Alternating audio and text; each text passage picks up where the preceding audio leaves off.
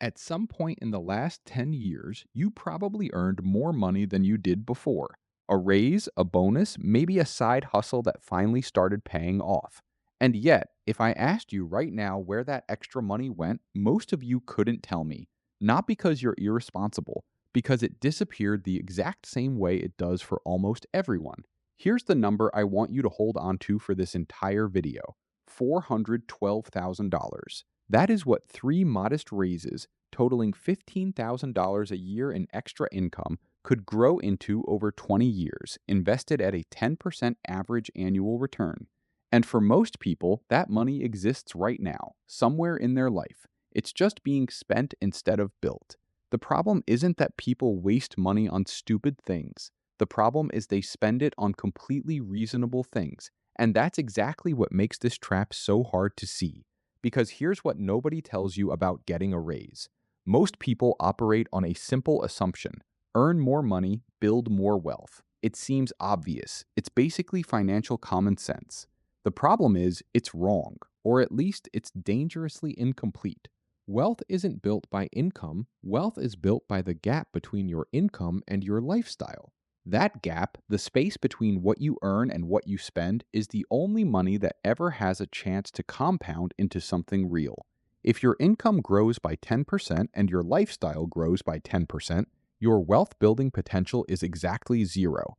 You're running on a treadmill, moving fast, going nowhere. This phenomenon has a name: lifestyle inflation. And I don't mean buying a yacht. I mean the new car that felt justified after the promotion, the bigger apartment because you finally could afford it, the restaurant budget that quietly doubled. Small, reasonable upgrades, each one costing you something that never shows up on any receipt. The number that actually predicts your financial future isn't your salary, it's your savings rate, the percentage of your income you keep and invest. That's the only number that compounds. And to understand why that gap matters so much, you need to understand what money actually does when you let it sit and grow. Compound interest, and I'll keep this simple, just means your money earns returns and then those returns earn returns. You're not just getting paid on what you put in, you're getting paid on everything the money has already earned. It builds on itself. Think of it like a snowball you push from the top of a long hill. At first, it's small, a few flakes sticking together. But as it rolls, it picks up more snow, which makes it bigger, which means it picks up even more snow. By the bottom of the hill, what started as a handful is now something enormous.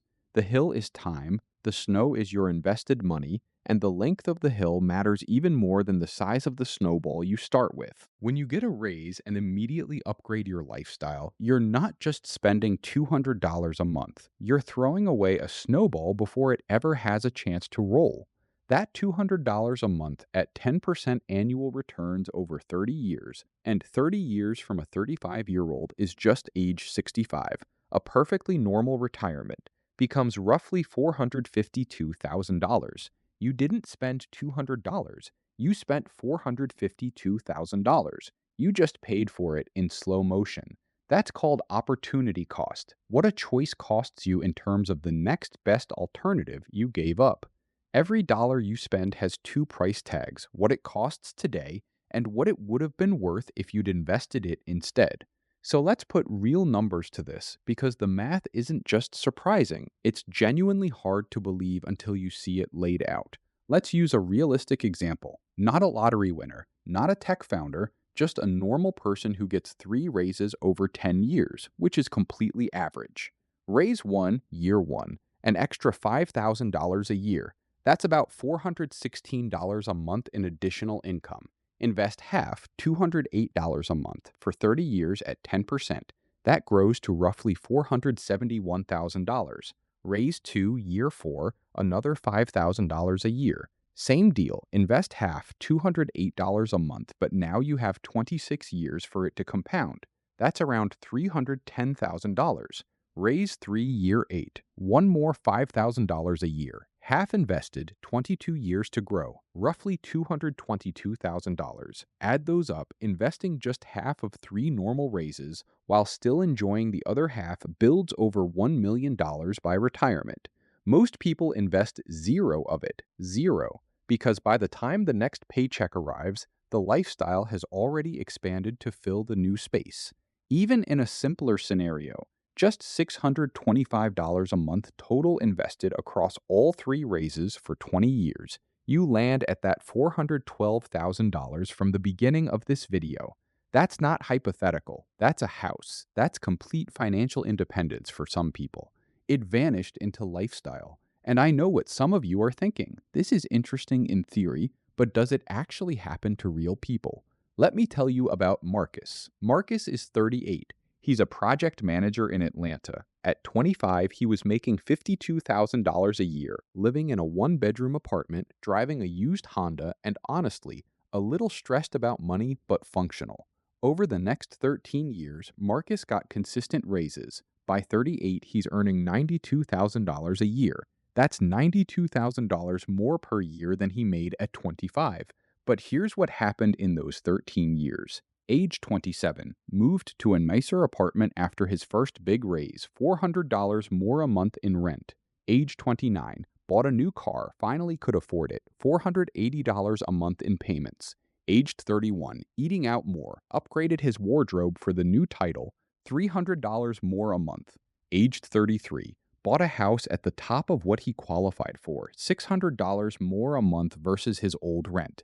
Age 36, added a second car payment when his partner needed one, $350 more a month. His monthly expenses grew by roughly $2, $130 a month, almost exactly what his raises added. Every dollar of new income was absorbed. His savings rate at 38, about 6%, same as it was at 25. Marcus ran the numbers one afternoon, something he'd never actually done before. If he had invested just $800 a month starting at 25 and kept it flat, he'd have roughly $312,000 today and would be on track for over $1.8 million by 65. Instead, he has $47,000 in his 401k, not because he's irresponsible, because nobody ever showed him what that gap was costing him. But here's the thing about Marcus, and the reason I'm telling you this story. He didn't need to go back to 25. At 38, with 27 years still ahead of him, redirecting just $1,000 a month going forward still builds over $1.1 million by 65. The game isn't over. It just requires a different set of rules. So if the math is this clear, why doesn't almost anyone actually do this? There's one specific psychological trap that explains almost all of it. The trap is called hedonic adaptation, and it's the reason that no matter how much your income grows, it almost never feels like enough for very long. Here's how it works. Your brain is remarkably good at adjusting to new normals. When you get a raise, there's a brief spike of satisfaction, maybe a week, maybe a month. Then your brain recalibrates. The new salary becomes your baseline. You stop feeling richer, so you spend to try to recreate that feeling. New purchase, brief satisfaction, new baseline. Repeat. The most dangerous version of this isn't reckless spending. It's the feeling that you've earned the upgrade. And you have. You genuinely worked for that raise. The problem is your brain frames spending as the reward for hard work, when actually the most powerful reward you could give yourself is time. And that's exactly what invested money buys. Research in behavioral economics shows that people treat unexpected or new income, bonuses, side hustle earnings, raises, as fundamentally different from their regular salary. It feels like extra money, so the mental permission to spend it feels automatic. This is called mental accounting, treating the same dollar differently based on where it came from. A dollar from a bonus and a dollar from your paycheck buy exactly the same amount of compounding. Your brain just doesn't feel it that way. None of this makes you weak or undisciplined. It makes you human. The solution isn't willpower, it's system design, removing the decision entirely so your future self doesn't have to fight your present brain. Which brings us to the part that actually changes things, what you do differently starting this week. This isn't about living like a monk or saying no to everything good. It's about designing a simple system that widens the gap between income growth and lifestyle growth, automatically before you even have a chance to spend the new money. Step 1. The 50-50 rule for every future income increase. Every time your income goes up, raise, bonus, side income, split it immediately. 50% goes to lifestyle, 50% goes straight to your investment account, not what's left over. Off the top, before you touch it, if you get a $5,000 raise, that's $208 a month to your brokerage or retirement account automatically. The other $208 is yours to enjoy guilt free. You're not depriving yourself. You're making sure future you gets half the raise too. And if 50-50 feels too aggressive, start at 30-70. 30% invested, 70% to lifestyle. Still miles ahead of zero. Step 2, automate it within 48 hours of the new paycheck. Here's why timing matters. If you see the higher paycheck and spend it for even 2 or 3 months before automating, your lifestyle adjusts to include it. You'll feel like you're cutting back when you finally redirect it. The trick is to automate before you adapt. Log into your employer's 401k portal or your brokerage account the same week the raise takes effect. Set the automatic transfer. Done. Most 401k plans let you adjust your contribution percentage in about 3 minutes online. And if your employer matches contributions, that match is a 50% to 100% instant return on your money before the market does anything at all. Step 3, set a lifestyle ceiling, not just a floor. Most people set a floor. I need to cover my bills. Almost nobody sets a ceiling. This is the lifestyle I'm choosing, and income above this builds wealth. Pick a number you're genuinely happy with, not a punishment number, a good life number. Raises above that go entirely to your future. You can reassess annually, but an intentional ceiling means income growth automatically widens the gap instead of just raising your floor. This week, find out your current savings rate, total saved divided by gross income. Identify the last raise you got and honestly ask where it went. Then log into your 401k or brokerage and increase your contribution by at least 1%.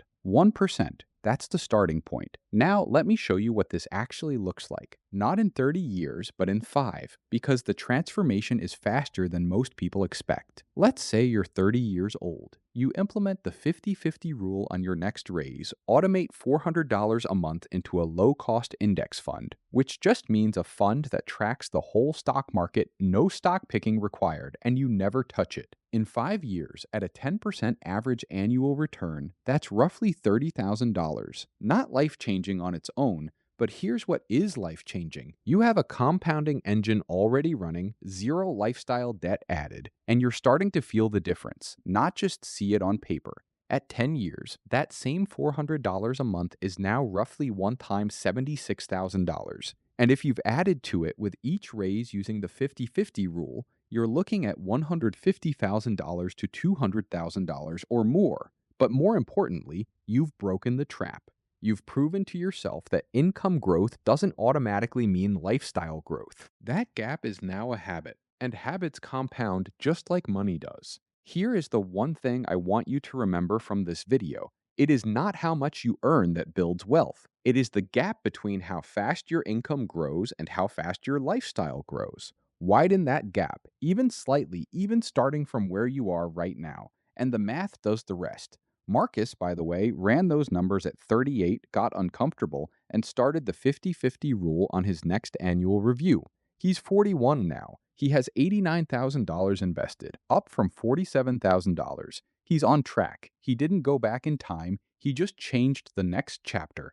You don't need a windfall. You don't need a six-figure salary. You just need the next raise to be split differently than the last one. That's it. That's the whole game. If this video made you see your income differently, even a little, hit subscribe because this channel is built around exactly this kind of math-first, no-fluff financial thinking. And drop a comment below. What was the last raise or bonus you got? And honestly, where did it go? No judgment. I'm genuinely curious, and your answer might help someone else reading the comments feel less alone in this. Because the real question isn't whether you're going to earn more money. You probably will. The question is, when you do, who gets the raise? You today or you at 65?